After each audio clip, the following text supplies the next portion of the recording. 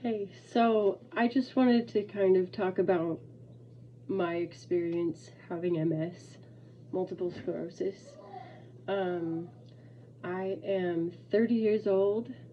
I have two kids who are 3 and 7. And I was diagnosed in 2017 after I had my first kid. Um, After I was experiencing some back pain. And it was interesting because my eye doctors, who kind of recommended me to get checked out for MS simply because of the symptom of my vision changes when I get hot. When I'm like overheated, it it gets really dark. It gets harder to see. It's like I have a really dark filter over my eyes. And it's been like that since I was young, so I don't even know how long I actually have had MS, but um, it also really started with migraines. Like, the migraines were really, really bad. Um, it would just be like right here, just pounding for days, sometimes even up to a week. And it's like, what do? I have to work. I had to do everything that I had to do. I'm a mom. So, yeah, migraines, that sucked. And then the numbness and tingling, that is a big symptom in me. I can barely feel my feet. Like, I can, but it's like in between numb and tingly. It's so frustrating, and it changes every day. Like, all of these symptoms vary all throughout the day, depending on what I've eaten, the temperature outside or inside, just my body temperature. um, I don't know, walking around gets me fatigued, which is another symptom. Both, I'm tired all the time, just like kind of living makes me tired.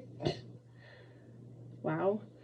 Um, Grocery shopping, just my legs are so weak by the end of it. I can barely move. My left side is the most affected, and I even have a tremor in this hand. I guess you can't really see it right here, but if it's really ridiculous. Yeah. So that's a new one. The tremor is new because I experienced an exacerbation at the end of 2020, the day after Christmas. Like, Merry Christmas. Everything changed after that. I was like, wow, I'm allergic to all these foods that make me react. And that's been the biggest challenge, is saying no to, like, dang, anything, I can't do Mexican food. There's not a single thing that I could eat on the menu besides maybe the meat, if it were cooked in butter and no extra spices like chilies or peppers. For some reason, seeds of every single kind affect me the very worst. Yeah, when I eat the foods like that, it makes my feet more numb immediately. Like, immediately. As soon as I put it in my mouth, I feel it. It's totally insane. Makes no sense to me at all. I am just weaker immediately. I sometimes,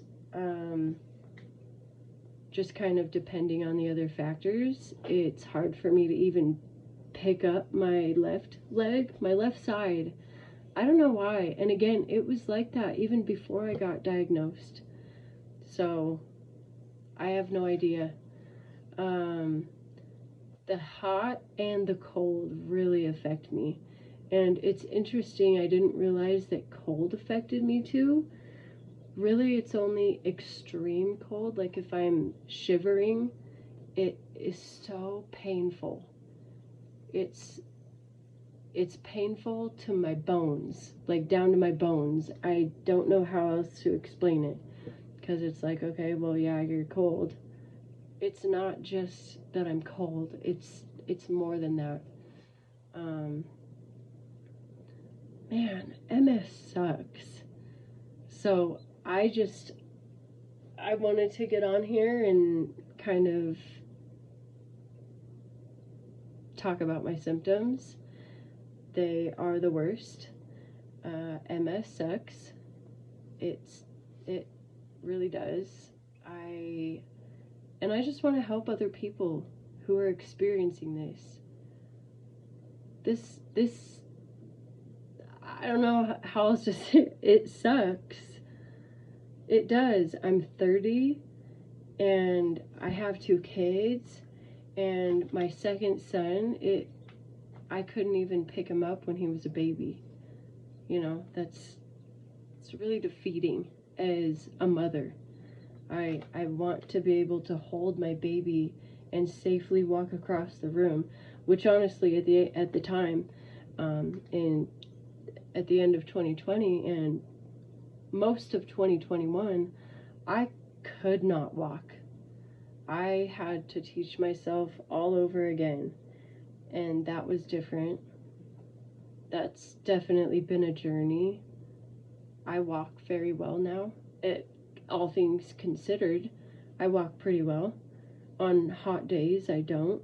Like, I don't like the summertime. I do, but it's too hot. Really, that affects me the most, I think, is the heat. Like if I'm overheating, even like if I'm cooking, I love to cook. When I'm cooking, just in the kitchen, because it gets hot in there because of the oven and the stove and whatever else, that affects me. So, and it affects my kids, you know? It affects them because they just want their mom to run around and play with them.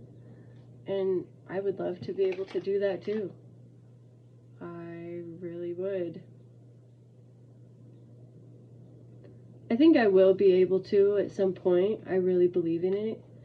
I believe in my healing journey. And the fact that I am so inspired and motivated to help other people living with not just MS, but like any other autoimmune disease, you know, lupus, arthritis, what's another one? Psoriasis, diabetes type 1 is an autoimmune disease. That was a shock to me.